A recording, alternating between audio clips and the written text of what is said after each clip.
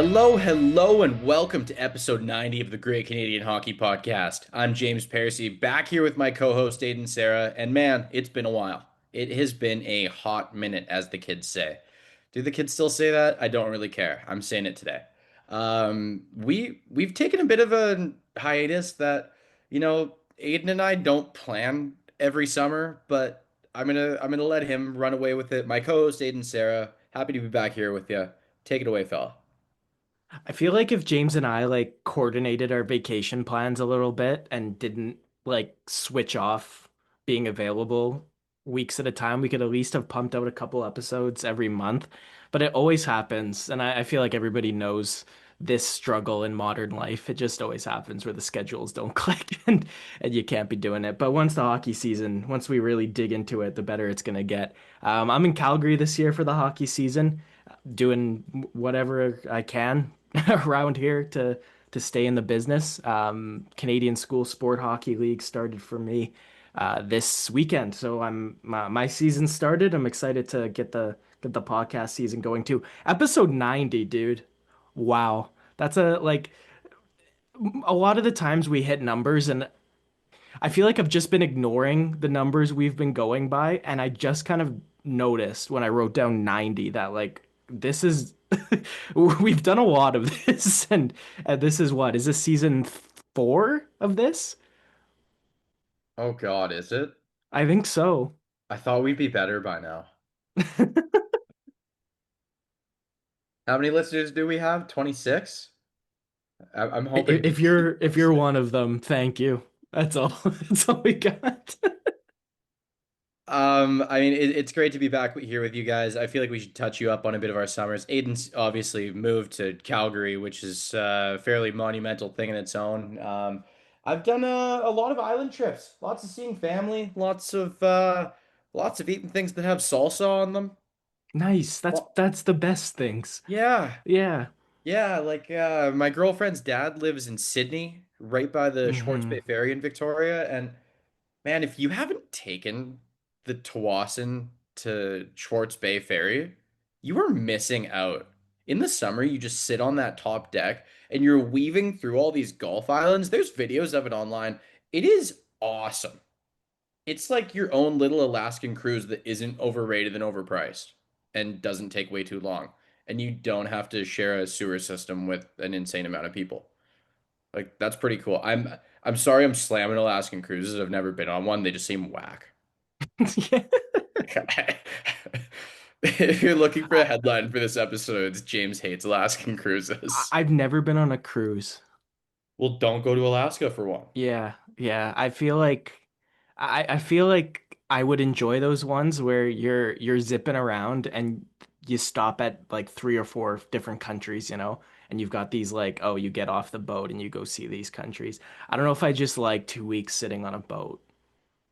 My grandma and my auntie just did one through the Mediterranean. That And sounds they were pretty like awesome. stopping in Santorini and heading over to Croatia, and then it was pretty damn cool. I Yeah. mean, I think cruise ships are cool the same way that all-inclusive resorts are cool. You get to socialize, everything's structured for you. You get to just turn the brain off and do fun stuff in a relatively chill but not chill environment. I think that's pretty cool. Hmm. And then you're kind of in a hotel, and I like hotels. Hotels make me feel special. Unless they're dirty hotels. You know what I mean? Yeah. But yeah. Other than that, just been hanging out with my girlfriend. I've started to go into physio a bit more. My step was getting really bad just from the knee injuries and ankle injuries over the years. If you play soccer with your buddies, keep the drinks low and don't try to head a ball when you're a clumsy guy, especially with a lot of momentum, because I landed full body weight a few years back on my ankle with the ankle twisted inward. And there was a lot of popping and tearing when that happened, and now I roll my ankle probably once a week. Oh, Yeah, it sucks. I don't like it. So we're working on that. I got my first ever RMT massage last week. Dude, those hurt. Those hurt a lot. But I think if you go all the time, they don't hurt. yeah. No, I mean yeah, the health issues I've had have led to needing that, and it yeah, it's good. It's good in the long run. It is good in the long run. I guess other than that, I mean, things I'm excited for coming up. I actually love fall, dude. I'm a big fall guy, and there's a lot of things that come with fall. With fall, I'm a really good cook, and I get to make soup. That's a creative outlet. We get our hockey pool draft, which is extremely exciting. A couple of my buddies have joined and rejoined the league. We have our 15 guy keeper league. You'll be hearing about this on and off all season long. Aiden and I maybe throw a graphic up here and there for how bad his team's doing and how mediocre my team's doing. Yeah, yeah, we could do that here and there. Let you guys follow along. There's who's the guy that everybody's Maxim Shabanov. What's with this Shabanov obsession with everybody? Is there a reason that I'm missing aside from like, oh, he's coming and might be solid the way that every time like there's players from Russia every year. This like I'm sorry, nobody's talking about Danila Yurov and is that weird to you too that we're hearing a lot of Shabanov love from our hockey pool and there's some other guys that are just kind of quietly there that nobody's talking about taking a stab at? I think the opportunity with the Islanders is monumental, especially after Matt Barzell has just come out recently and said that um, he may never be able to play the same way again. I'm paraphrasing there. Like he has to like learn to play different ways after his injuries and stuff like that. I think there's a lot of opportunity for other guys. Part of me wonders if a Bo Horvat could ever get moved. Like part of me wonders if they will kind of do a Pittsburgh Penguins and Phil Tomasino thing and start just like throwing guys in high pressure, high responsibility situations and see what they can do with it. And I wouldn't be surprised if this Shabanov could just walk into a first line, first power play spot in training camp. Mhm. And I mean, Jonathan Drouin was added to this team. He's a beast on the power play. Horvat's really solid on the power play. I mean, maybe you get Schaefer in there, and all of a sudden you have a bunch of guys producing points that we wouldn't have thought were going to otherwise. And that's a hell of a lot of fun, man. And the most fun about it, as we're talking about fantasy and talking about these Russians coming in, and it's the gamble. It's the oh my God, I picked this guy in the fourth round and I never heard of him before a week ago when a fantasy article told me to pick him and I was up against the clock and I picked him and he is sick. He is nasty. Or it's the oh my God, I thought he was going to be amazing and now I have Sergei Plotnikov. Or it's the what the hell is this Shipachev guy and why isn't he even playing? I traded something for him thinking he was going to be great. Same thing with Gusev. It's a shot in the dark and it's a lot of fun. I love my shots in the dark. I think my most entertaining one was Ty Ratty really clicked with McDavid in a training camp one year. Yeah, I remember that. Yeah, he was my dark horse. How do you think And that one Ty, worked out? dude, World Junior absolute gem, Tyler Oh Ratty. yeah. He was good. Oh yeah. He was good. I expected more things. We can keep talking about because there's more we can say about the Islanders, but I think that's in the future, right? We're gonna do divisions. We're gonna do divisions, and we're gonna start with the Metropolitan because last couple episodes we did like the overarching conference previews where we had our best team, we had our disappointing team, best rookie, most points, all that. But we'll go team by team here. We'll talk about what these guys did in the offseason and we'll talk about what their seasons are looking like now. You good to start in the Metro, James? Definitely. And just for you guys, depending on how long we run, we might do this division by division. We might do it conference by conference. You'll know by the time we get into it. But a lot of this is going to be going over what these off seasons held. I mean, we didn't go over free agent by free agent because I didn't think any of you guys wanted to listen to a 3.5 hour episode about that. I think we're going to have a little bit more fun this way. But yeah, Aiden, let's take it away with the Carolina Hurricanes.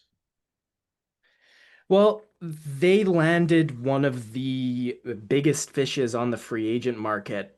And they landed one of the best restricted free agents that didn't end up staying with their team. Like we've got Nikolai Ehlers here to complement this Carolina Hurricanes forward group. And the defense has lost Brent Burns and Dmitry Orlov, but I think adding Keandre Miller and Alexander Nikishin makes it better. I think this is a better Carolina Hurricanes team than last year. It's another step for Pyotr Kochetkov to take, and Freddie Anderson has still proved himself durable to be the 1B to Kochetkov. He didn't have a bad year last year when he played Anderson, but he only got 22 games in. So I don't hate the goaltending duo for the Hurricanes. That's often been a point of contention with that team and their ability to reach the upper echelon. But James, I think again, this is a team that always does well in the regular season. We always doubt them come playoff time. But there's no reason this group shouldn't be at the top of the standings at the end of the regular season, and then obviously we'll see how everything unfolds before the playoffs. And Aiden, this isn't just a team that bolstered their offense, bolstered their defense. This is a team that really committed to its future. The Carolina Hurricanes loved what they saw from Logan Stankoven and Jackson Blake, both of which getting an 8-year extension. A lot of people really curious about the sample size of Jackson Blake, but from what I've read online and from what I've seen in games, the guy's work ethic is incredible, and this is the kind of contract that could be a bargain way down the road. Um, I love what I've seen from them. And when you commit to guys early, you get a lot of spirit. You get buy-in from a group. They added Tyson Jost on a two-way contract as a depth forward as well. Mike Riley as a depth defenseman, just a one-year deal as well. And then one more acquisition, Caden Primo, quick trade with Montreal at the end of June, and then the one-year contract to bolster the goaltending depth. So a little ad everywhere. I look at this Carolina Hurricanes team as a squad, like you said, they're good every year. But what are they going to do? They're going to get knocked out in the third round. They're going to get knocked out in the first round. Getting knocked out in the third round is pretty good. Your team makes a hell of a lot of money. So, from the business standpoint, it's justifying all of these big contracts. Ownership is stoked. And then you're right at the door, man. And you're knocking on the door while you're continually getting better every year. So, Aiden, I think I look at this squad and I have a really hard time saying any other team in this division is going to be better than them in the regular season this year. No, definitely not. Part of this too, man, you look at this forward court, you can put together four good lines. Like you talked Yep. about Jackson Blake and his extension, you talked about Logan Stankoven and his extension. You've got Svechnikov, Ehlers, and Aho. That could easily be a top line. But you ask me, I think any three of Seth or any one of the three of Seth Jarvis, Jackson Blake, or Logan Stankoven could easily be part of that top six. And you look at the center depth that Carolina has. You've got Aho, you've got Jordan Stahl, you've got Jesperi Kotkaniemi, Mark Jankowski, Tyson Jost, Stankoven, and Jarvis can both also play center. So this group has the ability to it's not just the high end players. It's not like they have a good top six. It's top to bottom, this roster is solid. And with the emergence of a guy like Blake, the picking up of a guy like Stankoven, I, I love what they've done to shore up that roster beyond the Sebastian Aho line. Like the Hurricanes suddenly to me, I'd be scared of all three of their top three lines as scoring threats if you're playing against them, no matter what they can do with these forwards. There's gonna be a roster that can do everything. Couple big questions heading into this season. They added a lot of talent. They added a lot of skill. They added a lot of work ethic. But how do you replace the vibes of Brent Burns? You're That's a laughing. good I'm dead question. serious. That's not a bad question. And you look at this lineup and yeah, it's a lot Jordan of Stahl is serious as a condescending church pastor. you're totally right. You're absolutely right. You're completely correct. And you talked about the team getting invested in, right? Invested in by the group. I think that's gonna be what has to happen. It's the team and the group growing together That it'll be it'll be by committee that you see the group level off a little bit. Another Um, question, what did the Carolina Hurricanes organization do to Spencer Martin and Ty Smith where North America looked so bad that they went and signed in the K? Ty Smith had a problem with battling. I don't know if you ever watched him play. He was I've definitely watched him play, and you're telling me the San Jose Sharks power play couldn't use an 850K Ty Smith? Oh, I'm sure. I'm very sure. I'm very sure. Okay. But it's even just NHL coaches. Yeah. When you have a small defenseman, that defenseman needs to play so much bigger than they are. And Ty Smith never played bigger than he was in his own zone. I think that was the big problem with Smith. Spencer Martin's interesting. Like we saw him in Vancouver pop off and have like a few amazing weeks for a couple seasons, just random spurts. But I've always kind of thought Martin was was lucky to get backup opportunities as much as I did like him in that role for Vancouver. Also, Um, Ty Smith did big dog me one time at the Roxy, and then Damon Severson came in and yelled at me. So, I mean, I'm not mad he's in the K. Wasn't cheering for it to happen, but he did do that. Like, dude, if Jack Hughes can make time for you and Ty Smith can't make time for you, that's tough. that may no, you're this is true. This is very true. One of these things is not like the other. A couple more interesting things I just want to look at on this team. How does their center depth stack out? Because Sebastian Aho, clear center. Jordan Stahl, clear center. Kokniemi, clear center. Logan Stankoven has played a bit of center. It's like I said, Jarvis too. Jarvis can. But do you want Jarvis as a center? He's so good on the wing. No, I think Jarvis, I think you end up seeing I think the first line ends up being Nikolai Ehlers with Sebastian Aho and Seth Jarvis. I like Okay. that idea. And then I think Jesperi Kotkaniemi plays on the second line with Andrei Svechnikov and one of the two young forwards. Because again, you were right about Blake Stankoven's the same way. Jackson Blake and Logan Stankoven are absolute bowling balls on the forecheck. They just they skate around the offensive zone and chase the puck and knock defensemen around like they're little pins. And these are two players. I just talked about Ty Smith playing smaller than he is or not playing bigger than he is. Stankoven and Blake both play like huge players for how not huge either of them are.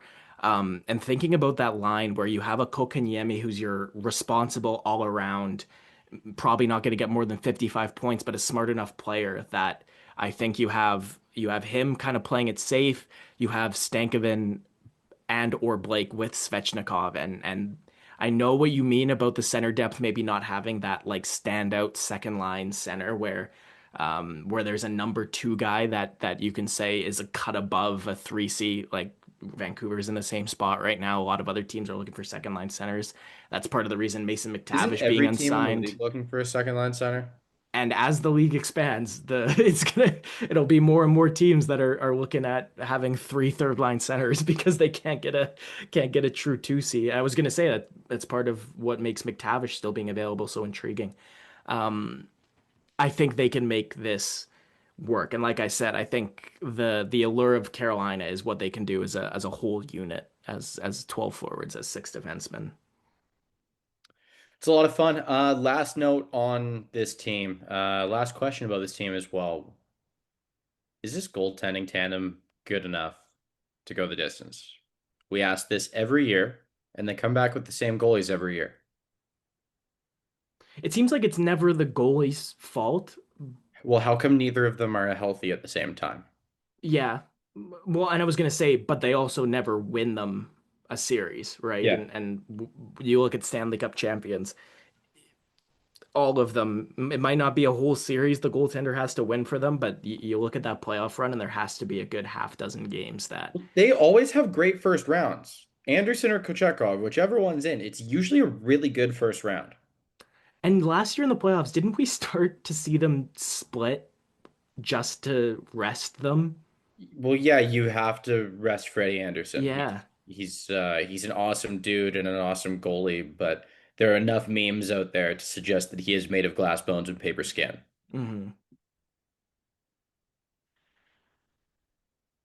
Joel Yeah. Hofer, James, is the interesting one. I think the St. Louis Blues are going to be forced into a decision with him soon. And if I'm any of these teams that are thinking, man, this is a big question mark, I think I think going and sniffing around St. Louis, I think both him and Binnington are number ones. I know Hofer. I know we haven't seen a huge Hofer sample size, but he's already 25. And it's his second year in a row being a very, very solid backup that took on a very, very solid amount of work. Um, I think he's ready. And I think if there's a team who are like Carolina looking and saying, both these guys are okay, are either of these guys it? And if the answer is no, I think that's number one on a lot of teams' lists for me is to go out and look at that. I'm not mad at that. I'm not mad at that at all. Time to move on to the Columbus Blue Jackets. Speaking of goaltending, I guess, Yeah, because the that's Columbus I Blue think Jackets the have made the most recent trade in the NHL. Take it away, Aiden. yeah, Ivan Fedotov to Columbus. And James, he's gonna be the backup, if not have the opportunity to be the starter, because this Columbus Blue Jackets goaltending group before they got Fedotov, realistically, we were looking at Elvis Merzlikins, Jet Greaves, and Zach Sawchenko. And Jet Greaves had a decent year last year in the AHL. Absolutely power to him for a 920 save percentage. He'll get his shot. Um, but I am not confident in any of these four guys that they can take the starting mantle and run with it. But I do think Fedotov adds to Greaves and Merzlikins as those will be the guys with the NHL shot. I think Sawchenko ends up farther down and he'll be a permanent AHL fixture. Are you surprised, James, that we didn't see more? Because Columbus took a step forward last year that kind of made us all think they were closer than we may have previously thought. But now they add Charlie Coyle, they add Lundestrom, and they add Miles Wood. They just add Fedotov, but save for that, not a whole lot of other tweaks. I have a take, but do you think it was a good or a bad offseason? If you disagree with me on this one, you're wrong because I know you're going to agree with me. Yeah. I know you're going to agree with me big time. This is a team that made the right choice by adding a line of depth forwards to help fit in and help this team out. This forward core is just jacked full of guys who have been taking steps year after year. You have Kirill Marchenko, Dmitry Voronkov, Adam Fantilli, Kent Johnson that are all top six forwards right now.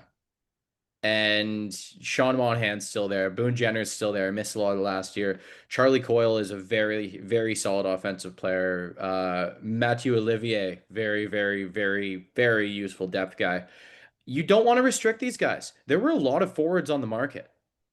And you know what? I bet a solid amount of them would have wanted to sign in Columbus. It's a great place for family people, from what I've read. Apparently, once you're there, you love being there if you've got a family. Same thing on the blue line. Do you want to restrict Denton Mateychuk? No. No. No, you don't want another David Jiricek situation. That doesn't help anyone. Dante Fabro came in and made a really big difference last year and meshed really well with that squad. I I really don't see a way that bringing in any free agents would have helped. Maybe a goalie, but they just went and traded for a goalie. Yeah, and the Fedotov is obviously the really really really big question mark because there's not a huge sample size on what this guy can be in the NHL because it's only been a year and a little bit with Philly. But no, I was gonna say the same thing, and I don't even think you mentioned Cole Sillinger, who again, this is a guy who made an early step into the NHL, kind of had a reality check and has slowly been working his way back up.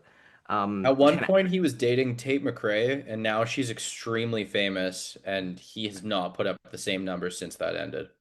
so are you calling that the Cole Sillinger drop off cause is a high Well, profile yeah, breakup? she her album cover was her wearing goalie pads. And then she did a whole music video talking about her exes, and she was in a hockey rink for the entire video.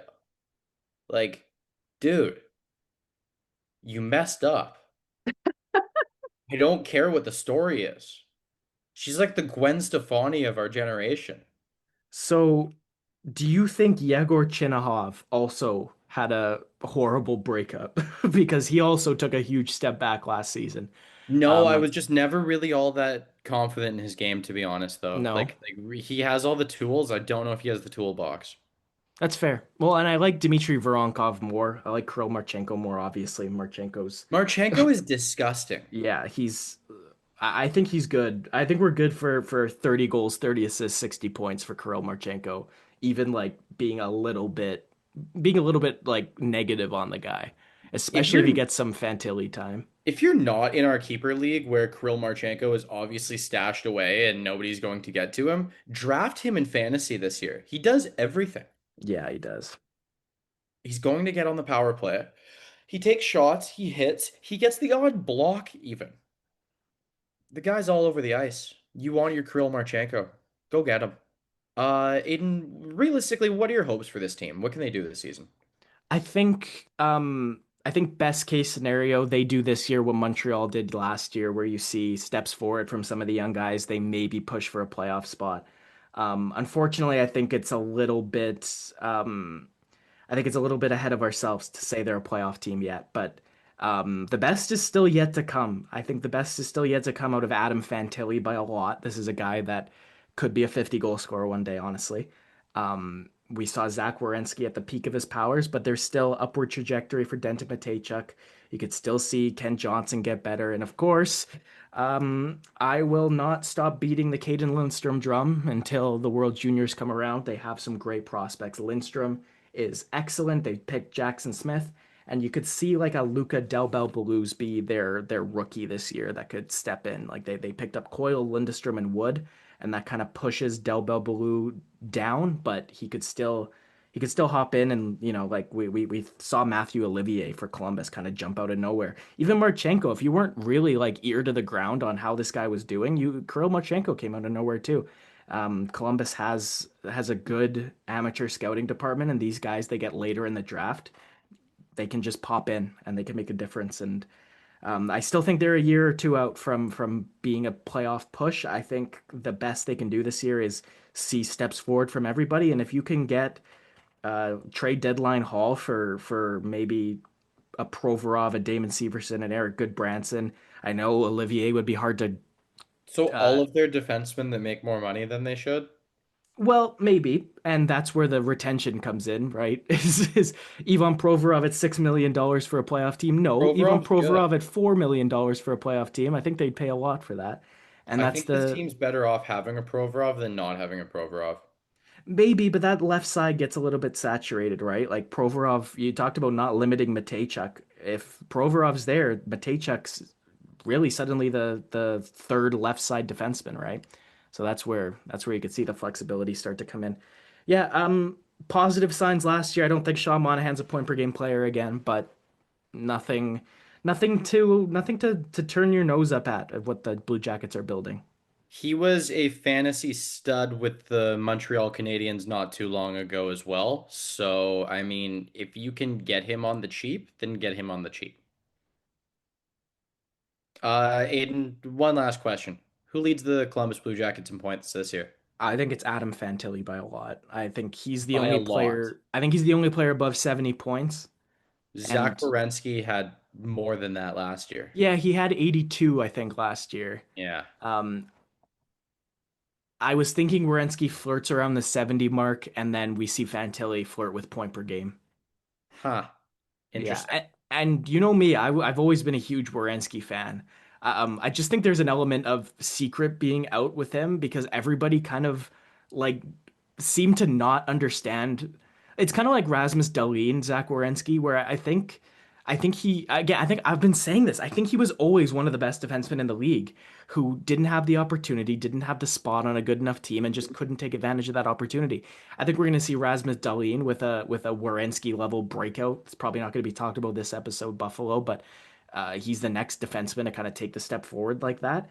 Um, but I think I think he is going to be so the only thing about the Blue Jackets this year that teams are worried about that it's just going to be like I've seen it with Vancouver, James. When when teams are dead set on shutting down Quinn Hughes has a hard time creating things, and he does, and Werenski will, but um, thinking Werenski's going to be point per game again might be a little bit much. But I'm still pegging him for 70 points, top five defenseman in the league. Let's take it to New Jersey. Yes. Devils had a bit of an interesting offseason, Aiden. On the surface level, not a whole lot happened, but I really, really enjoyed their periphery moves. Another Russian guy, another Russian question mark is honestly kind of the biggest thing. I think we could see a lot of different versions of Gritsuk, who is the Arseny Gritsuk, 24 years old, 17 goals and 44 points with St. Petersburg in the KHL last year. I think it's him. It's none of the other guys they picked up. That's the most interesting acquisition. It's him, They and how have an does he fit in? insurance policy for him too with their 1 year contract with Evgeny Dodonov. Yeah. Well, I think there's a top six, if not two top six spots to fill on this New Jersey Devils team. Like, I think Jack Hughes, Jesper Bratt, Timo Meyer, Nico Hischier are your locks. But then there's a group of, we talked about Gritsyak, you just said Dodonov, Dawson Mercer, Connor Brown, Stefan Nason, Andre Palat. And you're going to get two of those guys in the top six. And if I'm going to be honest with you, if you pair up Hughes and Bratt and then pair up Meyer and Hischier, you could find like a diamond in the rough complementary third member of those lines. It could be anybody. Stefan Nason on that second line Oh, is gas. well, and Nason just loves playing the power play too. Hmm. So he might be a little bit one dimensional, but the thing he does is he's an excellent complementary middle six forward. The defense, I think this is the year we see the top pair be the top pair, be the pair that they signed Brett Pesce to play on. Luke Hughes and Brett Pesce to me, if they get Hughes under contract and if it's not one of those William Nylander situations where clearly the waiting for the contract just ruined his season. I think you see Hughes and Pesce play together, take a huge step forward. And I think by the end of the season, honestly, James, we are going to see New Jersey clearly ready to move on from Dougie Hamilton because I think a Jonas Siegenthaler Simon Nemec pair is going to emerge. And then it's Brendan Dillon and Dougie Hamilton to round out an excellent top six. But I think Hamilton is just going to continuously kind of see his role suffocated a little bit. Seamus Casey's there too. Could easily be Seamus Casey who breaks into that squad. He teased us last year a little bit. Had a great little Yeah, he's cameo at the sick. start of the year. And he ended up playing the rest in the AHL. Yeah, he's an excellent player. He skates so well, man. Such a good skater, Seamus Casey. They also signed depth defenseman Dennis Cholowski and Kalen Addison just in case of injuries. Kalen Addison, it was another Ty Smith to me. Yeah. Yeah, where good offensively just never battled enough. The depth defenseman last year who took over a roster spot. What's his name again? Depth defenseman last year. Are you talking about Kovacevic? Yeah. He's hurt. Yeah. He's Oh, hurt what's going going into on the there? season. I don't remember. I will look at it now. He's yeah, he gives them eight, I think, honestly, James. He gives them eight very serviceable NHL defensemen. That's a good Uh problem to have. it is. So he had Uh, yeah, he in the had knee meantime, they also surgery. got Tommy Bordelot from the Sharks in exchange for Shane Bowers, signed him to a 1 year deal. I don't mind him. Me neither. Kovacevic had knee surgery on May 8th. Hmm. So he's not going to be there for the start of the season. They just said it's going to sideline him a while. Definitely missing training camp. Um, Now, again, we referenced it with Denton Mateychuk and the David Juracek thing, Columbus, and they're blocking the path for defensemen. New Jersey, Kovacevic being hurt might, again, we're waiting on Simon Nemec, right? I still think this guy has all the tools and he's just waiting for the chance to showcase them. Um, and I know Kovacevic plays the left side, but to me, it's Siegenthaler Nemec, it's Hughes Pesce, it's Dylan Hamilton, and I like that top six. I think I think all three of those pairs can make a difference.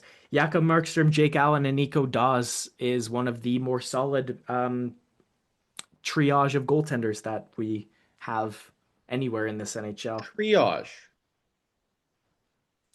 Paul Cotter had a huge year last year too, didn't he? He kind of popped out at the start of the year. He's another guy who we could see taking one of those top six spots. I think we've covered pretty clear cut the two best teams in this division out of the first three we've done. I think But by some margin. before we kind of take it away from this team, I want to shine a light on the fact that New Jersey went out and got like 9 depth forwards this offseason, and they're just gonna throw them all at the wall and see which one sticks. Just first things first, Kevin Rooney and Luke Glendening, both serviceable NHLers, they're on PTOs. Mhm. Tommy Bordello is fresh in on this squad. Cody Glass freshly signed on this squad. Juho Lammikko signed before the draft. Mark McLaughlin, Angus Crookshank, who's good friends with our buddy Ben Bazran. Evgeny Dodonov signs with this squad. You get Connor Brown signing with the team, and then Gritsiak. Yeah. How do all of those fit, and why do that many moves scare me? We saw this with Philly one time where they got like 12 forwards for some Mhm. reason and then sucked. Yeah, No, I think again, I talked about it with the top six. I think they look at this forward core, James, and they say, you know what? We have 9 or 10 guys we know is going to be there. And whoever else can go play in Utica.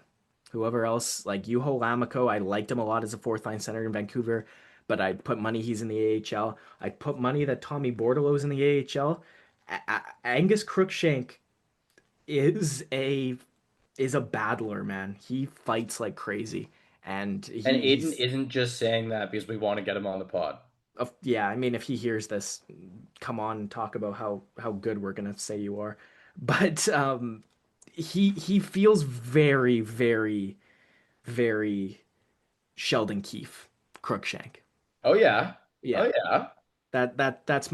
that's why he stands out to me. And this Out of roster isn't Sheldon Keefe enough.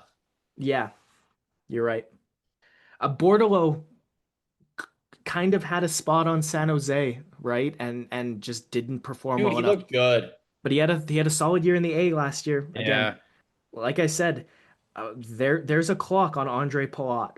Like he's going to start this season, I think, with Jack Hughes and Jesper Bratt. But he's how old is Andre Palat now? Is he 33 years old? Enough to party.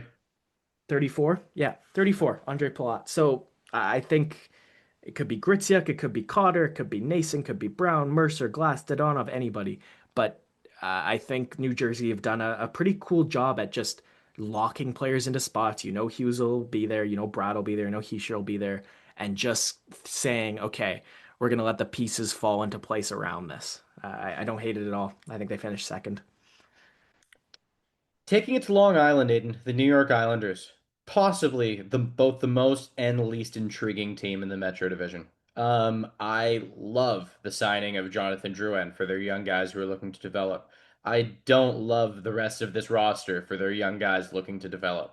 There are a whole whopping 3 spots of entry on this roster, and then a lot of veteran guys with a hell of a lot of personality. A lot of guys you want at your cookout. You want to have a good barbecue with them.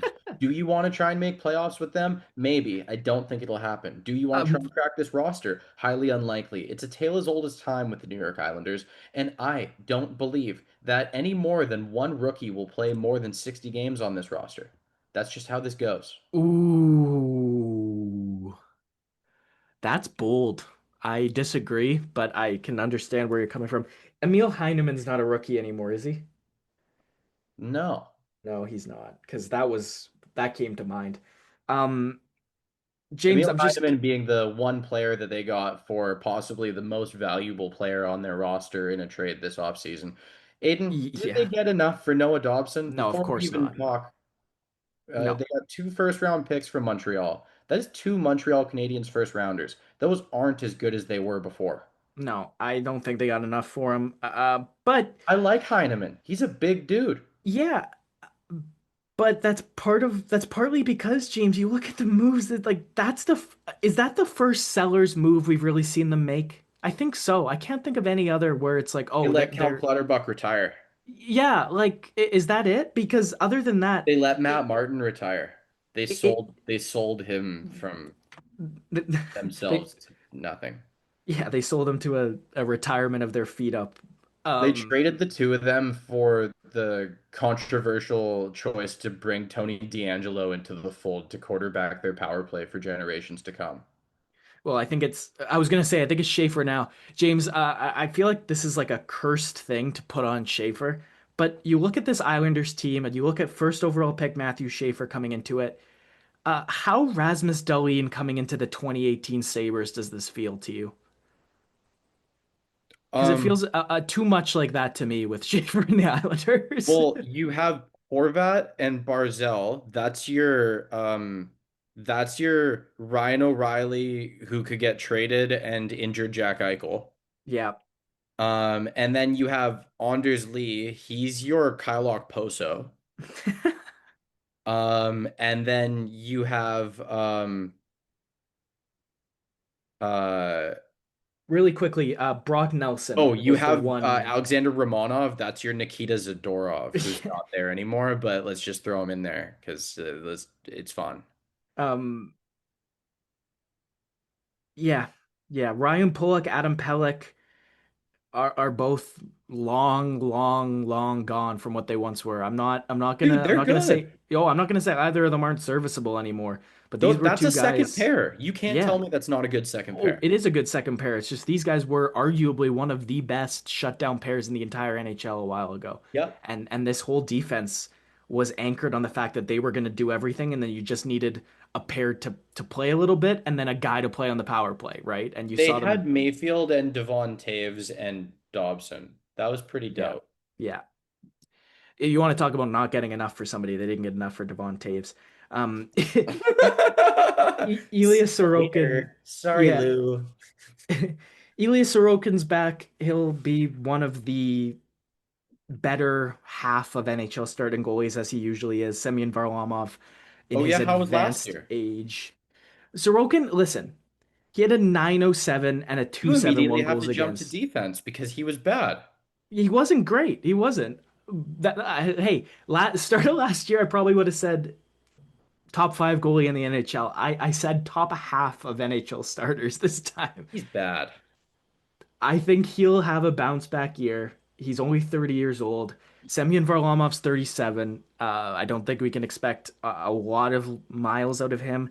And they signed David Riddick, who I think they're better off with anybody else, but Okay, he'll be hold there. the phone. We're not done talking about Sorokin because Patrick Waugh clearly had some beef with him and then just threw Varlamov in to spite him. And Patrick Waugh is still coach of the New York Islanders. How long?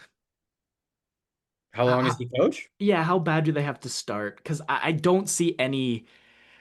It's hard because Are we Matthew talking Darsh. about the one When of did the biggest legends in NHL history getting fired by Christmas? Yeah, we are. yeah Matthew Darsh just took control of this team. And I think the Nelson move and I think the Dobson move are signs of things to come. So it's hard to say what Waugh's future or even Sorokin's future is going to be because Bo Dude, they Horvat, re-signed Kyle Palmieri and didn't trade him. You can't yeah, tell me there were no offers on the table. Palmieri's 34, Horvat's 30, Barzell's 28. Like Drouin and Duclair 30 years old apiece. There's going to come a point where it's future. But you know what I'll say, James? The Islanders haven't been bad for very long, right? No, they haven't. They were one goal away from the Cup Finals. They did two really cool. I was about to swear a bunch of times right there talking about how cool series against the Tampa Bay Lightning. It Yeah. was it was a lot of fun. Those Islanders fans were going ballistic. So here's what I'll pose. They just got Schaefer. I think 28-year-old Matthew Barzell, 30-year-old Bo Horvat, 32-year-old Jean-Gabriel Pageau, 34-year-old Kyle Palmieri, 30-year-old Anthony Duclair, 29-year-old Pierre Engvall, 35-year-old Anders Lee. We're counting Pierre Engvall as a member of this team. He's on. He's gonna be a third liner, dude. I think. But Holmstrom exists. Holmstrom, I have right now. I'm looking at, dude. I don't think we're seeing Palmieri last in that top half of. I think Palmieri ends up being a third liner.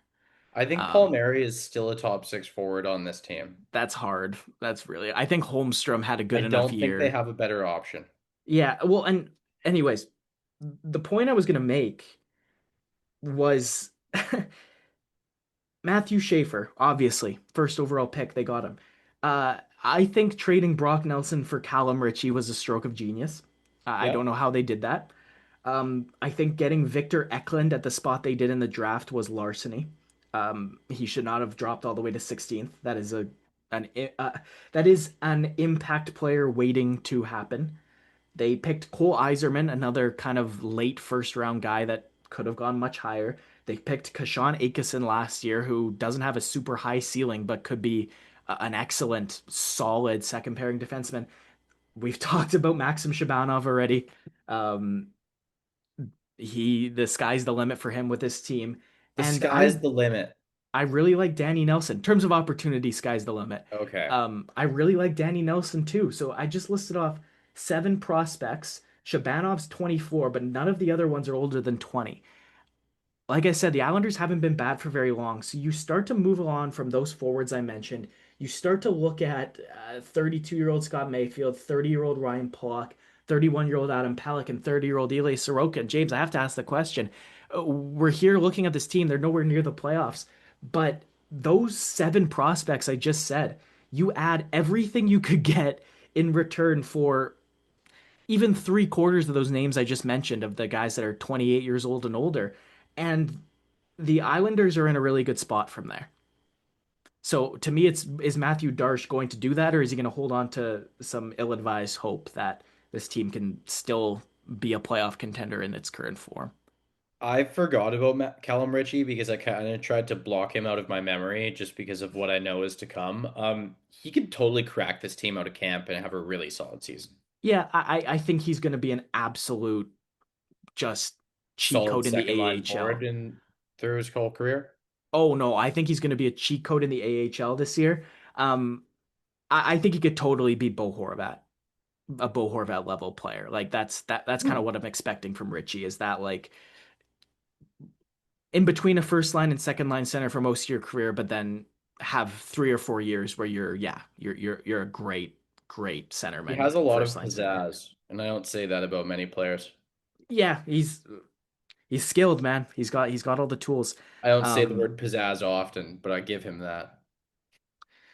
I don't think the Rangers are there either, James. Do you think the Rangers? Hold on.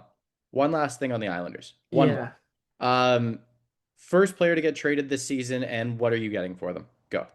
Ooh. I think we are going to see Scott Mayfield moved, and I think they're going to get a young prospect, neither a second or a third rounder from a team who has a injured defenseman and really needs a right shot. Okay. All right, let's take it to the Big Apple, the city itself, because Long Island isn't actual New York, is it? It's just New York adjacent. This is now or We just never. lost our one potential New York listener. Well, New Jersey's isn't New Jersey's closer New to. Jersey is not New York. It's not. It's I insert Ted Mosby rant about New Jersey not being New York, not being pretty much New York, just being New Jersey and nothing but New Jersey. It's closer to Madison Square Garden than the Prudential Center on Long Island is. That's all. Fair. That's the entirety of the claim. Um, so this New York Rangers team has had a big problem, James, and that big problem has been every time they draft a player, you take how good you think they're supposed to be and you half it, and that's kind of what they've got And then you out of. trade it for depth defenseman Will Borgen. Yeah, sure. Like, Will yeah, Borgen's more than a depth defenseman. I'm sorry, but I think Will Borgen and Braden Schneider are going to make an excellent second pairing this season. okay. Um, but even Schneider, Brennan Othman, Will Cooley, Gabe Perreault, they need one of these guys to be be a big contributor this year because I don't think they have the winger depth that they need to have. They have Artemi Panarin, they have Alexis Lafreniere. I think we need to see a step forward from Will Cooley. Gabe Perreault, honestly, James, I'm looking at this team and Gabe Perreault's huge because if you have Perreault and Cooley as top six wingers, that gives you the option to spread Miller, Zibanejad, Trocheck as your top three centers. But take one of those guys away, they have nobody. They have nobody to play third line center. Like Sam Carrick is probably going to be their fourth line center, and I watch Carrick a lot with Edmonton. He's not good. Like he's not a good fourth line center. He's not good enough. So it feels like this Rangers team again. The names are here, the talent's here for them to make the playoffs, but it feels like it's kind of a house of cards, right? Where one or two things can happen to this group, and it's all gonna just come tumbling down from there to me. Well, and the thing with this roster is we're going to need a lot of heart and soul happening here because the heart and soul of the New York Rangers over the last more than a decade, Chris Kreider, was traded in June to the Anaheim Ducks. In return, they got center Casey Terrence and a third rounder. They had to add a fourth rounder to make this trade happen. Chris Kreider is not long removed from being a fairly, extremely impactful goal scorer. And um, probably one of the most beloved Rangers of all time up until this year. You lost Jacob Trouba earlier that season, also in a trade to the Anaheim Ducks, through some shady operations by the front office. Keandre Miller traded off to the Carolina Hurricanes. In return, you're getting a first, a second, and Scott Morrow. I'm sorry, that first round pick is going to be 28th overall. I really hope you draft well. Well, look at your draft history. Um, Now, there is one solution that has been brought to this roster in an otherwise quiet offseason of additions. A professional tryout contract to defenseman Andre Suster. That's the I key to the kingdom, remember man. him. He's the key to the kingdom. No, in all seriousness, this team is stacked if every single one of these players performs extremely well. I don't think the Adam Fox we saw last year or the year before is the Adam Fox who won a Norris Trophy. They did add Vladislav Gavrikov. Is that the key? Is he the one who can really anchor an Adam Fox? Dude, he's sick. Gavrikov is one of the best defensive defensemen in the league. If you really think about that blue line, they are looking at probably having to play Urho Vakanainen. That sucks. That's not good. That's really bad. But Braden Schneider would be playing with him. So is it really that bad? Not really. Would he? Um, Where are you uh, getting that? Because I'm counting here: Adam Fox, Vladislav Gavrikov, Will Borgen, Braden Schneider, and then James. I'm looking at Vakanainen, Carson Soucy, and Scott Morrow. And I don't dislike Soucy or Scott Morrow. I don't even dislike Vakanainen, but you need somebody else to play on that third pair because all three of those guys are left-hand shots too. I know that it's probably going to get glazed over a little bit, but this top four has Borgen solid. not played the right side repeatedly? Yeah, but are you really gonna put one of those three guys in your top four? I think it's left side Gavrikov Borgen, right side Fox Schneider. That has to be your top four. Like, I Talk to the coach, man. yeah, I heard it first from him. yeah. Heard I it first mean, from him. they're missing a right shot defense. Maybe Scott Mayfield goes there. Do they do that? Do they do Islanders to Rangers trades? Is that a thing? Michael Grabner, I think, went one way and another, and he Ew, that's yeah, weird. I don't yeah. like that. I think Um, he played for New Jersey too. Michael Grabner made his way around that. I can't see him in a Devils uniform, but I'm not telling you you're wrong. Um, an Artemi Panarin and Alexi Lafreniere clicking thing would be really cool, but Aiden, is it too late? Are we ever gonna see that? No, I don't think we will, dude. I don't think we will either. I think we will maybe as maybe with Panarin as like the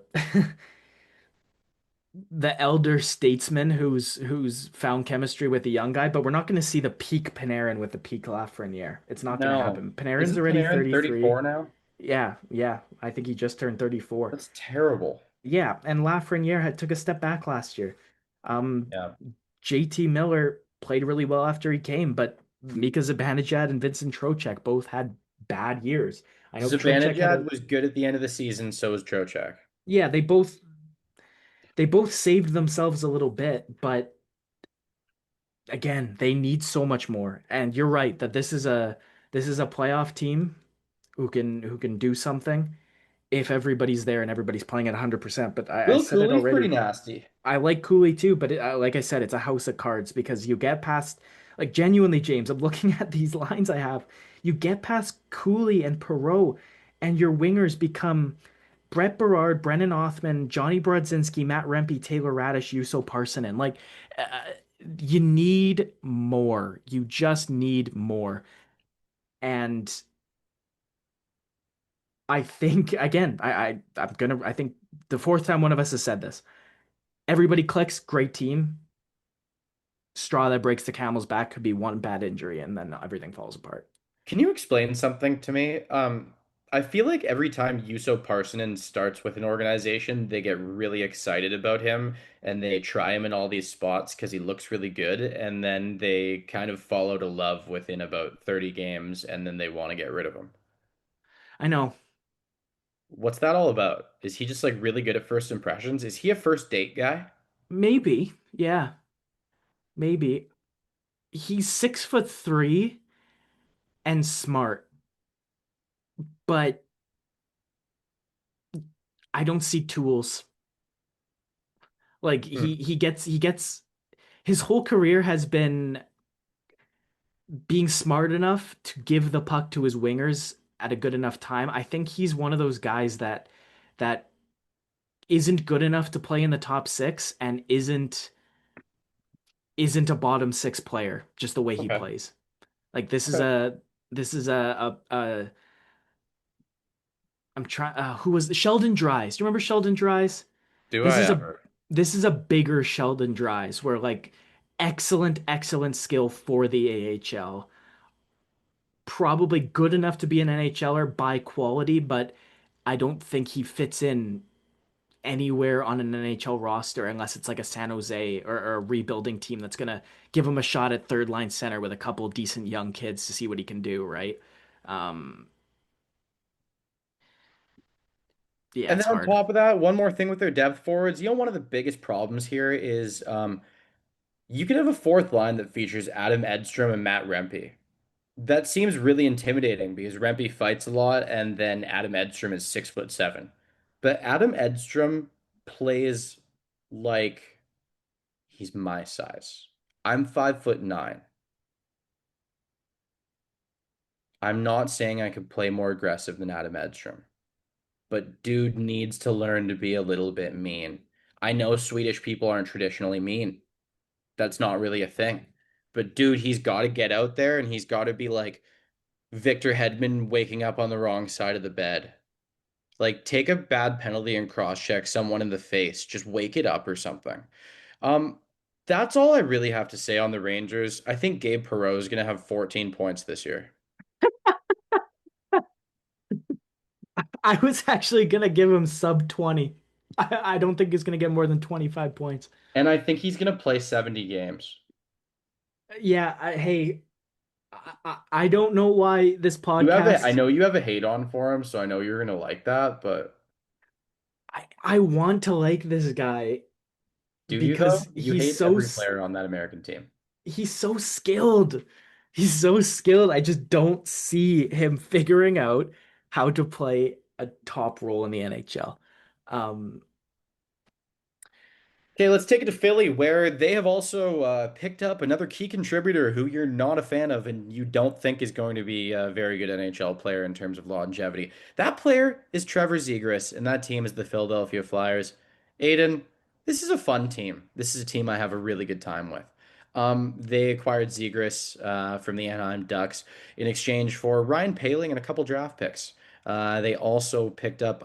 They traded away Ivan Fedotov recently. Are they doing that in anticipation of signing another goalie? We'll talk about that later if it happens. I'm not talking about that right now. Um, dude, this is a pretty cool team. A team that I could have a lot of fun watching.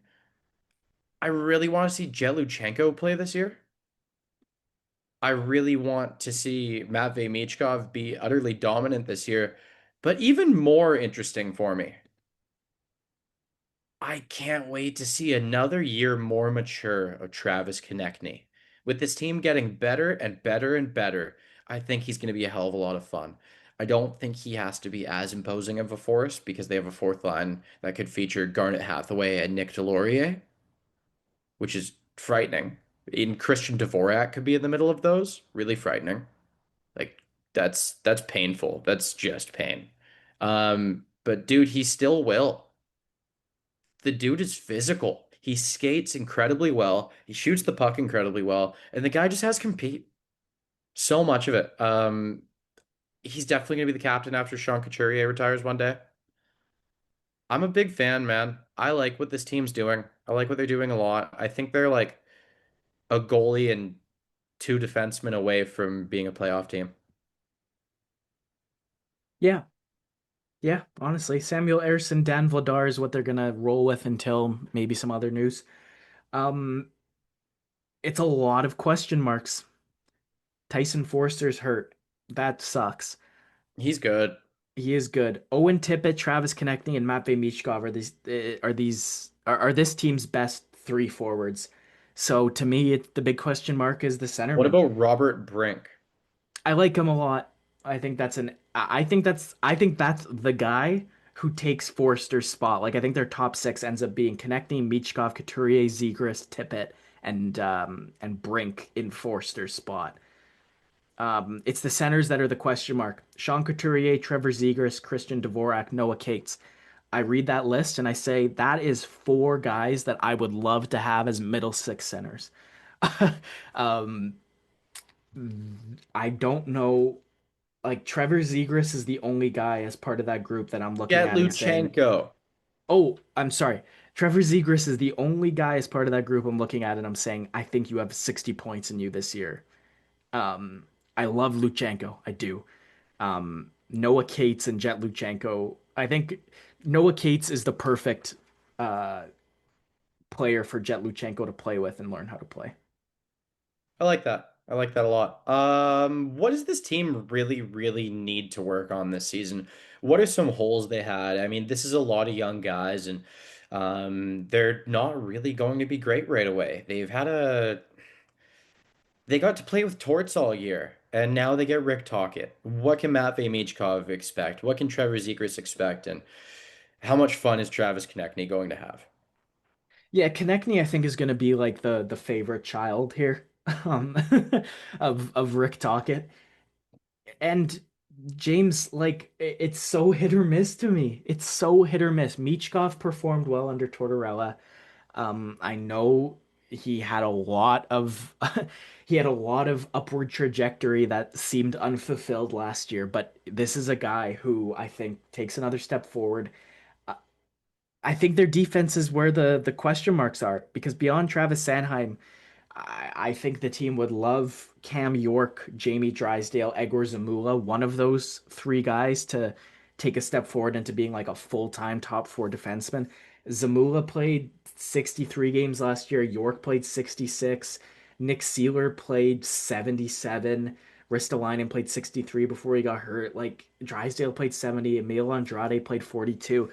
I think to me, getting a semblance, like as this team moves forward, if they can go and say, okay, it's Travis Sanheim, Cam York, and Jamie Drysdale. That's three of our six defensemen that we want moving forward. Like I think being able to establish that is the goal for this season is to see how much this defense can grow and fill out a little bit.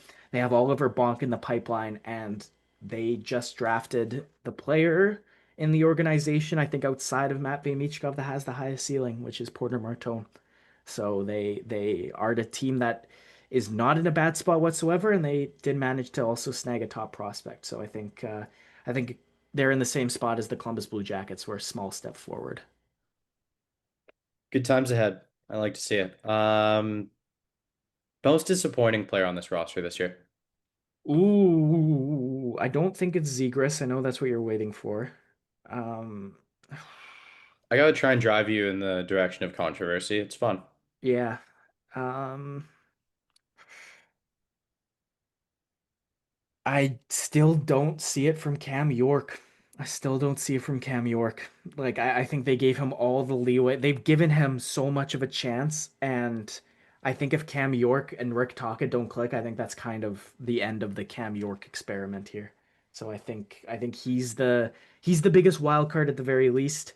Um, I want to have faith in everybody, so it's hard for me to point and say this guy's going to be the most disappointed because honestly, like I think Trevor Zegras, uh, he's not going to be the all-star point per game player that everybody like to pretend he was. But Pretend he was, he was. He did do that. 60 points for Trevor But Zegras. no, we weren't pretending he was. He did do that. You can't deny that he did do that. I can't deny that he was at an all-star game doing cool stuff. I think I can deny that he was an all-star. His max was 65 points in 81 games. He I've wasn't an seen. all-star. He was a featured member of the event. Okay, so they just brought him out to like Yeah. just to tickle him a little bit. But Sure. he did Okay. put up a lot of points and he was exciting to watch. Yeah, I think his ceiling is just below what his career high in points is. Like I Okay. 60 points for Zegers. He had a great year, and Philly won that trade. Yeah. Yeah, they did. What draft picks was it? Ryan Paling in a second and a something? Ryan Paling a second and a fourth. I think that was it. Yeah, that's dude, you can throw darts at the wall with at that Yeah, price all day why long. not? All day long. Let's take it to Pittsburgh, man. One of the more interesting teams in the NHL as you look at offseason moves and transactions and stuff. And when we're heading into the trade deadline this year, this is probably going to be the kingmaker. You have a lot of guys on this team that could and probably should get traded out. So, and they were fairly busy this offseason, at the draft at least. And I found them pretty exciting. I like team teardown, even when it's gradual. We were always going to be here in 2025, 26, and it felt like such a delusion to be delaying this because this team could be so much worse, but so much far ahead in where they need to be right now. And I'm looking at this roster and I'm saying you're absolutely right. It's a bunch of moves that are so long overdue. They're going to get piddling little returns for Letang, Carlson, Rust, Raquel, Malkin, and Jari against what they should have got when they should have traded them a long time ago. Um, the intrigue here is to see who steps up into the roles that will be afforded to them. By that I mean Sidney Crosby, Evgeny Malkin, Brian Rust, Ricard Raquel are probably your top nine forward staples. But aside from that, you got a Rucker McGroarty that could take a step into the lineup, an interesting Anthony I was Mantha way too revival high on him last project. year. Pardon? I was way too high on him last year. I drank the Kool-Aid. Yeah, I remember that. Ville Koivunen could easily step into a top nine role. Phil Tomasino, Tommy Novak, two former Nashville Predators players. We know they have the tools. So to me, that's the interesting part is that. And does Owen Pickering get into the lineup? I don't think he does when Letang and Carlson are both there. I picked Artur Shilovs as my breakout player of the Eastern Conference, even though I think this team is going to finish dead last in this division. Um, because I think Tristan Jari is not long term here. I think he's going to be very quickly um, on his way into a backup role at best. Okay, I'm gonna start saying the positive things about the Pittsburgh Penguins now. During the draft, they acquired Connor Clifton and an early second round pick from Buffalo in exchange for Connor Timmins, who they got for pretty much free, and Isaac Bellavo, who they got for free. They also farm draft picks left and right by gradually moving down and filling the cupboard with a lot of guys I don't know a ton about, but a lot of guys regardless. They drafted goaltender Gabriel Dag, who's quite interesting. He has a fairly interesting resume, and anyone who nerds out at prospects should take a look at that. And anyone who plays franchise mode would be familiar with him as well. Um, Connor Clifton, who they picked up, they're going to move for more draft picks. That's their MO right now. They're doing the I can get a million third and fourth and fifth round picks, and I can see how these guys turn out. And I don't hate that. Well, and Pittsburgh also speaking, picked up from Dallas Matt Dumba and a second rounder in exchange for a guy we've never heard of. And that was just getting a second rounder in 2028. But regardless, just to take on Matt Dumba's contract. They keep weaponizing the salary cap. They traded Alex Nedeljkovic to San Jose for a third rounder. Easy money. Then they go and get Shelovs a for Jimmy fourth. Stillman and a fourth. Easy money. This Yeah. is so, so easy for them. Anthony Mantha, now a member of the Pittsburgh Penguins. They're probably hoping at the deadline they can get something small for him as well. Um, it's the kind of thing where they are going to continue to do this. This is their MO. This is their part of their rebuild because with a good scouting department, which they supposedly have, you're going to keep getting diamonds in a rough. It could happen. I love Tommy Novak there. He could be exciting. I'm a big Tommy Novak guy. I don't think they have any superstars. I don't think they have any first line center, first top pair defenseman guys in this prospect group. But there's 10 players on my list here, James, that like I'm looking at for the Pittsburgh Penguins. I'm saying you could be an NHLer in their Yeah. prospect group. Like Ben Kindle, they picked high. He should be a top six forward. Owen Pickering was at high end defenseman, probably going to be a top four defenseman. Harrison Brunique, Rucker McGroarty, Bill Zonan, Will Horkoff, Emil Pieniemi, Artur Shilovs, Tanner Howell, Ville Koivunen all could so easily fill Peyton out Kettles. all could so easily fill out a lineup when this team is ready to step forward. I think you're right that it's tear down till then. And I hope, much like you, that Sidney Crosby and Nathan MacKinnon get to go have fun together on Colorado by the end of the year. Continuing positive things for me to say about them, I like the opportunities that are going to be afforded to Tomasino, Novak, and McGroarty, and I like the compete level that's going to come with having a Connor Dewar, Blake Lizotte, and Justin Brezzo on the team. I like the return that you're going to get for one or both of Brian Russ and Ricard Raquel. And I like flirting with the idea that they're going to trade Erik Karlsson, but it won't happen, and he'll probably sign a 1 year contract as a free agent with someone else after this is done. They'll move Matt Dumba for a depth piece as well. Like you are going to see most guys on this team gradually move on. Um, I really enjoy your Shelov's breakout pick, but dude is going to get peppered. Oh, I know. He Yeah. may face more shots than any other goalie in the NHL. But that is a category to lead the league in. Like if you're going to lead the league in a category, you got to do it. Aiden, let's go highest point producer on this team under the age of 30 this year. That's tough. That is tough. I'm not That just is going to give you tough. easy things.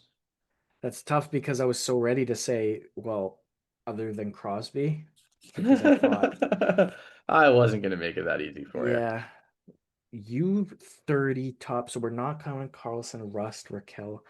Dude, it might be McGroarty. Okay, where does he sit at? I think like a 45-point season from Rucker McGroarty, you have your answer. Okay. Let's take things to Pittsburgh's former rival, but when both these teams were relevant at the same time. Washington Capitals. Aiden, this one's more fun. Yeah, Hell of a it lot more is. fun. I have so much reason for optimism on this roster, dude. I agree. Um, let's start things off. Remember in the offseason at the very start when someone within the Capitals organization supposedly leaked that it was going to be Ovi's final year? And that was just completely squashed, and then everybody forgot about it, and now we're just like, haha, it's whatever, man. Ovi forever.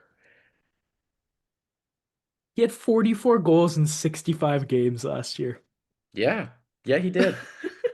At multiple points last year, we said, it was cool, but like he could break it next year. Nah, dude, he crushed it. He crushed that goal record. The greatest goal scorer of all time plays for this team. Alex Ovechkin, Dylan Strome, Alexei Protas, Connor McMichael, Pierre-Luc Dubois, Tom Wilson, Anthony Beauvillier, Nick Dowd, Ryan Leonard, Brandon Duhaime, Hendrix Lapierre, Justin Sordiff. I like this forward group. You've got an era, Uh, Ivan, Sonny Milano's injured. He would be there instead of sort of. maybe. You've They got like Sonny Ivan, Milano. yeah, Ivan Miroshnichenko too. Yeah. Could easily take a step forward into this group. They've built a very good forward core. I think having Ryan Leonard as a third liner is an excellent place to start him off. Connor McMichael, I think, could easily score 30 goals this year, without a doubt. Yep. And from there, they have a bunch of good defensemen, right? John Carlson, Jacob Chikrin. We've seen a lot of serviceable hockey out of Martin Fehérváry and Matt Roy, Rasmus Sandin, Trevor Van Riemsdyk. This Washington team turned it around last year, and I think they're going to make the playoffs again. I think it's going to be up to how high can the McMichael, Protas, Leonard group fly to see how much sustained success this group can have. But Strome, Wilson, Dubois, Ovechkin, Carlson, Chikrin, Logan Thompson, they're all still here and they're all still playing good hockey. So Washington kind of a surprise last year to play as good as they did, but I think this team's third in the Metro to me. Possibly higher. Yeah. You can't rule out them being higher. Dude, Matt Roy is such a key contributor on this team. He will not show up on the score sheet nearly as much as any of these other defensemen. Okay, maybe more than Trevor Van Riemsdyk, maybe. But I think he's just as important as anyone else out there. Jacob Chikrin taking the reins long term of the top offensive defenseman on this roster and the leader on the back end here. It's a very cool process to watch.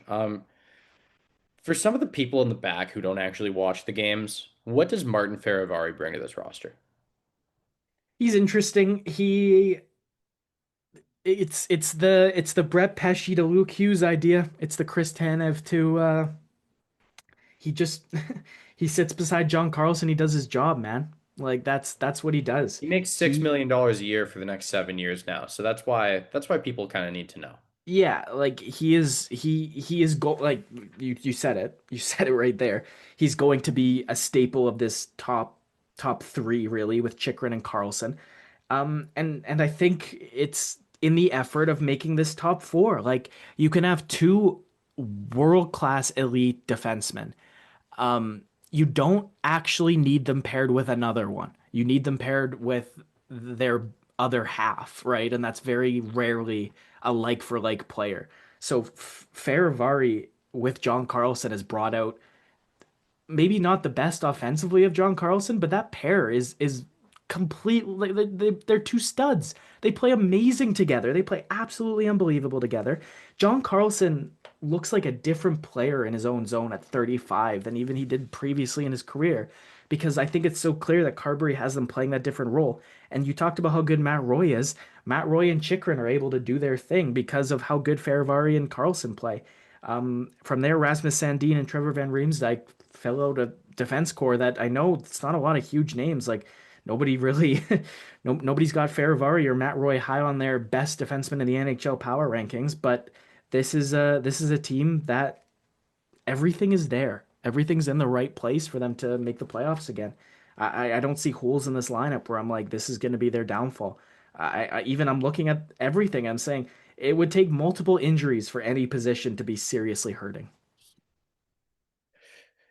Aiden, I like everything you said, and this is the first time in this division that we have agreed on every item for a team.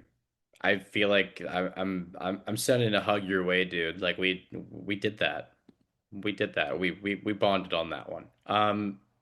I think we close out this division with a couple big pieces of news that came out the past week. News, talking points, kind of what we're talking about with these Metro teams. The coolest one, the one where us hockey people just love it. Marc-Andre Fleury has signed a PTO with the agreement to play one preseason game with the Pittsburgh Penguins and retire as a member of the team after. When you think of Marc-Andre Fleury, regardless of how great he was with Vegas and how fun that Cinderella run was, and how lovable he was with Minnesota the past couple years, and how forgettable that quick little Chicago stint was, um, you think of him as a Pittsburgh Penguin. This guy was a first overall draft pick in the greatest draft of all time for this squad. And He won 3 cups with the Pittsburgh Penguins. This is where he made his name, he made his career, and became the guy we know and love. So I think it's gonna be pretty damn cool to see, and it's going to give me a reason to actually watch a preseason game this year. I haven't done that in 2 years. Not a whole one, at least. Just clips. Any comment, Aiden?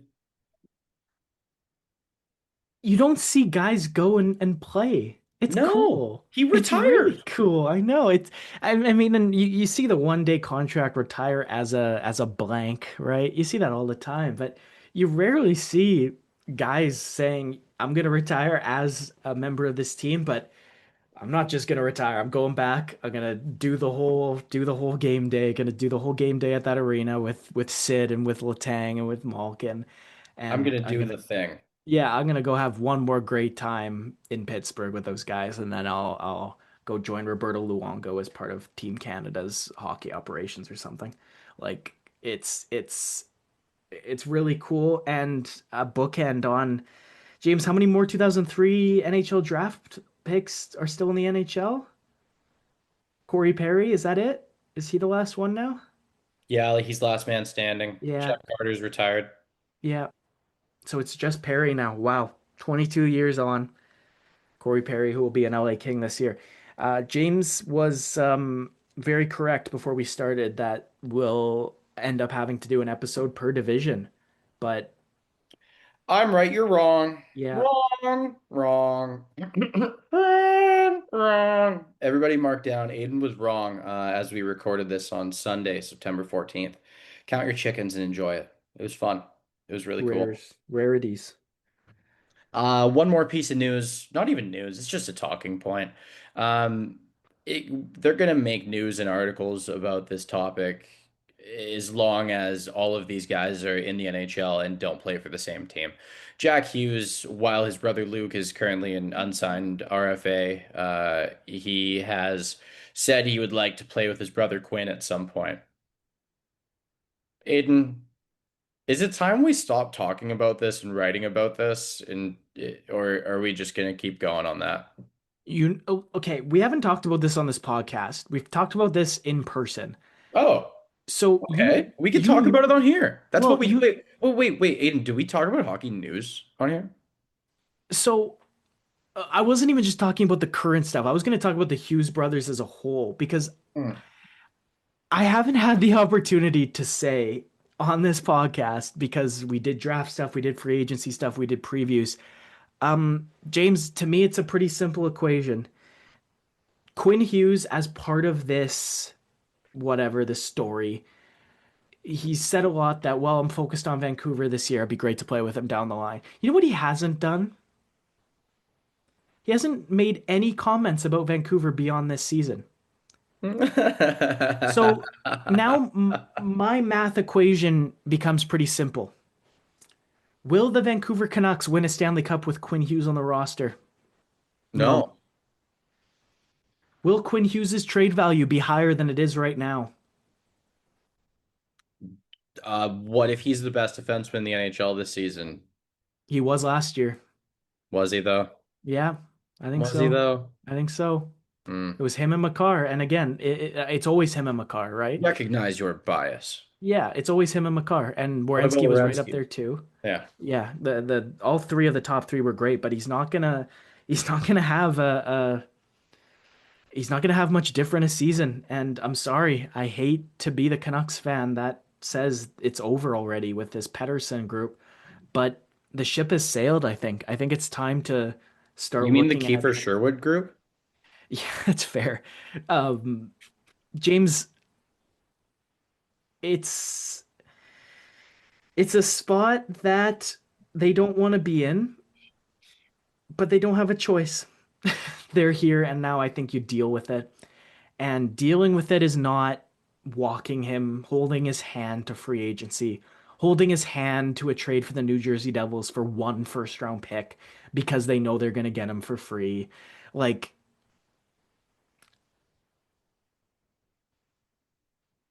would a team trade for Quinn Hughes in the final year of his contract? Yeah. I think so too, but would they give up as much as they would give up now? No, No. because New Jersey's on the table. So even if he has a better year this year and he's a year out from free agency, I still think Vancouver should trade him soon. I think they should trade Quinn Hughes, man. I know that sounds crazy, but guess what? I want them to win a Stanley Cup, period. I don't want them to make the playoffs 6 times, lose in the first round 4 times, lose in the second round twice. I don't give a shit. Like, I really don't care. Win the Stanley Cup. And if you're not going to win the Stanley Cup with Quinn Hughes on your roster, you might win the Stanley Cup with the King's ransom that you get back for him right now. That's my thinking. Do you like the conspiracy theory that Steve Yzerman has super dragged his feet on the Yzer plan because there is a long-standing deal amongst all of these NHL inside men that all three Hughes brothers will be traded to Detroit so they can be hometown Michigan boys? James, And that's why has just been amassing a million high-value forwards, just like waiting to ship them all off. that is the most outlandish NHL conspiracy theory I think that I've heard and been like, yeah. Yeah. Yeah, it seems Yeah, legit. that seems Yeah. very legit. Yeah, I have Yeah, a whole. like think about it. Quinn Hughes and you get Edmondson, Marco Casper, and Danielson, and you get that. You could get more probably Probably not. Nobody trades more than that. But and then the tomorrow. Yeah, and then not in the a year. and then the Devils in exchange for Luke and Jack Hughes get they get Larkin, DeBrincat, a first round pick, and who's that one young Swede they have that I like? They Not have Ray. Brands. They have Yeah. Brands Nygaard, but he's Norwegian, I think. Oh, okay, that's who I was thinking. Yeah. Yeah. Yeah, that's who I was thinking. Yeah, I'm not even gonna say you're wrong. Like, You're not even gonna say I'm wrong. no, I totally can see that. They got Axel Sandin Pellikka, man. Wouldn't that be a really cool Yeah, Luke and then you Hughes have a swap top out? 3D of Sandine Pellikka, Cider, and Quinn Hughes.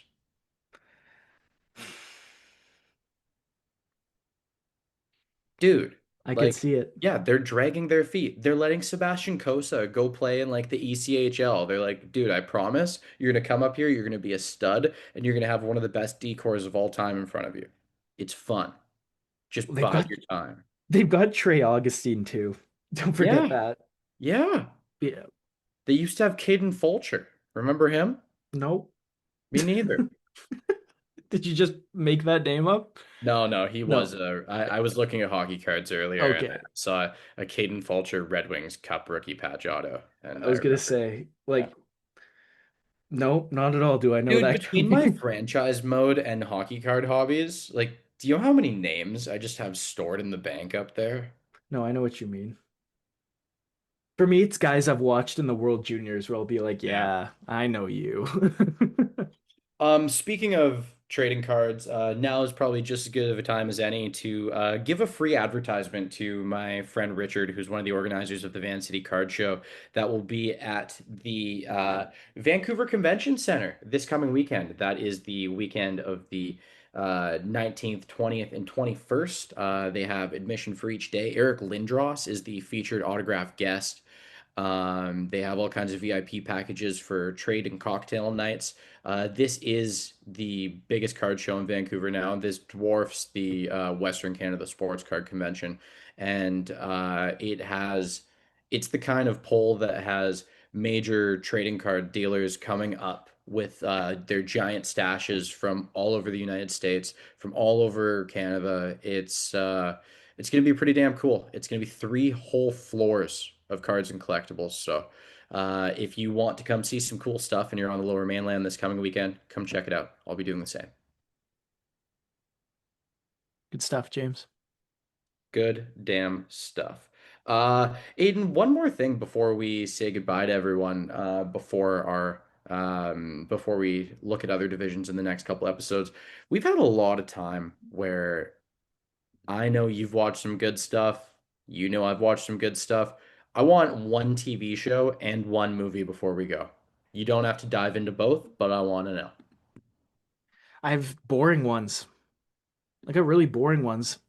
Well, you and I started watching Newsroom, and I'm at the beginning of season two. That's very good.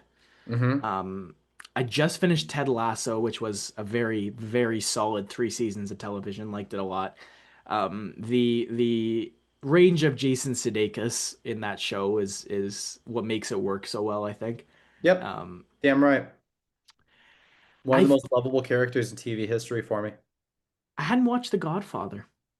Just hadn't got around to it. So when my dad was here helping me move the stuff into our place here, my place in Calgary, we watched The Godfather, and I liked it a lot, which is unsurprising because I've been told by many that I would like it a lot, just never found the time. But Is it yeah, as good it's in your excellent. eyes as everyone says? Um, Do you put it in one of the top three best movies of all time, like everyone says? no, no, I also don't. yeah, but like I You watch feels part like one, two, and three? I watched part one and two. Okay, I haven't that's all watched you the need third to one watch. yet. Yeah, yeah. Did your Not dad do the quite. same? Yeah, yeah, not quite, but like it feels like I'm disrespecting the movie, but it's just I like a lot of movies better than it. Yep, But it was very, very good. I wouldn't sit here and be like, oh, it was overrated. It was worth the hype, but there's a handful of movies, probably a dozen movies that I'd still put above it. very fair, my man. How about you? Show and movie. I actually just watched the blockbuster of the summer on Friday night. I watched the F1 movie with Brad Pitt. Dude, I liked it quite a bit. That movie was a Hmm. lot of fun. It had the entire playbook of summer blockbuster character tropes that I enjoy. Like, this is a popcorn flick. You're not going into it expecting it to win Oscars for best performance, but you get lovable characters, you get competition, and you get the fun of sport. I thoroughly enjoyed it. Joseph Kosinski was the director. I believe he did Top Gun 2, I want to say. And he also, oh, there's something else he did that I liked. I can't remember, but yeah, dude, ton of fun. They really did a good job of making it feel like the real deal. Like you felt like the stakes were high, which is, I feel like one of the most interesting parts about Formula One racing. Like this is extremely high speed, this is high danger, and this is a realistic thing that people do and train for and are a part of all the time. And I love the training parts of it. I love the team aspect of it. They shined a really nice light on the pit crews and engineers and all the different people that go into getting a car like this on the road and being a part of that. And I'm not a fan of this sport at all. I think it's probably the most overrated sport on the planet. It's a car and it goes fast. It's uh it's it's a lot more money away from just being slightly cooler NASCAR. Like I if NASCAR had like billionaires backing it left and right and it wasn't just left turns, it would be just as popular. Like it's is like this is not nearly as cool, but I love the movie and I wear an American Eagle Red Bull Racing t-shirt, so like I can't be that much of a hater.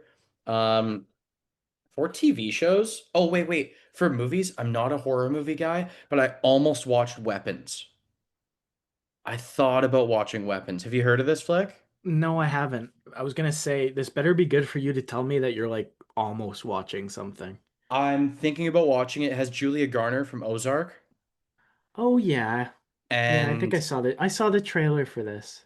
yeah, it looks really interesting. Yeah. I'm tempted. I'm quite tempted. I wouldn't watch it at night though.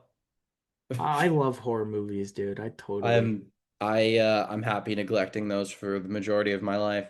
But TV shows, that's a tough one for me. I am almost done season 2 of Newsroom. It's been spectacular. If you're a person who loves the fast-paced dialogue that an Aaron Sorkin television program offers, it's super niche. It's not for everyone. Like I can talk to a lot of people and tell them about it, and they'll say, "Oh, that seems like something you would like." They don't say, "Oh, I want to watch that." They say, "Oh, that seems really interesting. I'm sure you would like that." And I will recommend that to people the same way. I'm not going to recommend it to everyone. If you like news, if you like fast-paced dialogue, if you like the strain on your social skills and psyche and emotions that comes with a high-stressed environment and comes with learning and adapting on the fly, I find that really interesting. I like how people tick. So that show works for me. Is it going to work for you? Probably not, dude. Probably not. Listener, I like you, but like, I don't think you're gonna like this show. Sorkin's other show, The West Wing, heard great things about it. You might like that one more. Give that one a watch. Let me know. But I also want to completely slam on a show, and it's a show I've slammed on before. I gave it another chance just because, you don't get a lot of comedy, right? I tried watching season 2 of Seth Rogen's Platonic. It sucks way more than the first season. I didn't watch the first They season. took everything that was funny in the first season, which was like 60% of it. I was down for that. And they got rid of it and they just tried to make it bigger and flashier and more bumbling. Not good. Now, on the other hand, I did watch one comedy that was decent. It was on Amazon Prime and it was called The Pickup. And it's got Pete Davidson, Eddie Murphy, and Kiki Palmer. It was funny as hell, dude. I had a good time. It's Pete Davidson and Eddie Murphy are they're Brinks truck drivers, and yeah, it's funny as hell. Like it's your stupid popcorn comedy, which is what I want. I want more of them. Give me more. Feed them to me. Yeah, did it get 25% on Rotten Tomatoes? Hell yeah. It was straight to streaming. What the hell more do you want? That's all I'm gonna leave you with. I Oh, am gonna watch this movie. I'm yeah, not you gonna are. watch this movie sober. That's my thinking looking at this. Like, okay, for a specific time. Yeah. The next show I'm watching is I'm watching it with my girlfriend. I think it's called The Girlfriend. It's starring Olivia Cook from House of the Dragon. It's on Prime. It looks fairly entertaining, and Olivia Cook is a very good actress. If you don't like House of the Dragon, Game of Thronesy things, she's in a phenomenal movie called Me, Earl, and the Dying Girl, and she plays a teenage girl dying of cancer, and it is phenomenal. Look at the reviews for that; that'll knock your socks off.